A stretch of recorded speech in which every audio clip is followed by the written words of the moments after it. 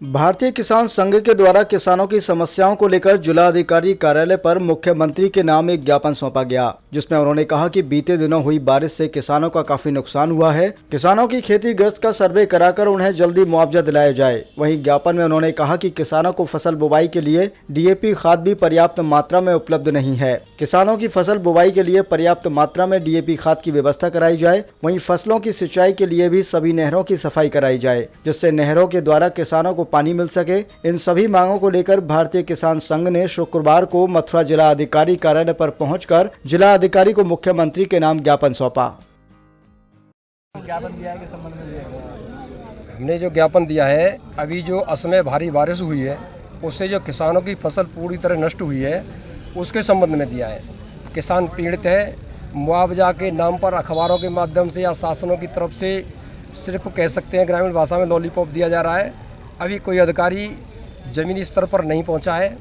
ये किसान के पास और तो कोई साधन है नहीं कि वो अपनी जीविका चला सके। एक खेती माध्यम वो भी नष्ट हो गई। इसके अलावा आगे की चिंता और है कि जल भराव, हज़ारों हेक्टेयर ज़मीन में अभी जल भराव हुए है, उसकी 2-4 महीने निकलने की संभावना नहीं है, तो आगे की फसल भी असंभव है बोना।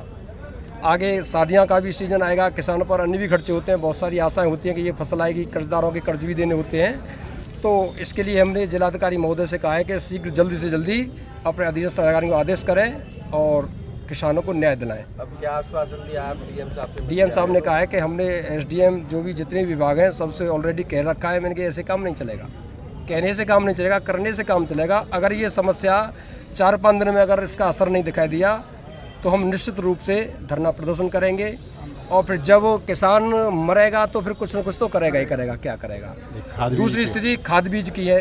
सरकारी कर्मचारियों को कृषि विभाग को पता रहता है कि कितने हेक्टेयर में आलू बोया जाता है, कितने में धान बोया जाता है, कितना क्या होता है, गेहूँ या सरसों बोई जाती है, सबको पता है। ये सबके पास आंकड़े होते हैं, लेकिन ये अधिकारी स्तर से होता है। जब पता है कि कितना टन मीट्रिक टन खाद आना है तो उसे एक साथ क्यों नहीं मंगा देते। ऐसा तो नहीं कि संघ की संघ बन के आ रहा हो।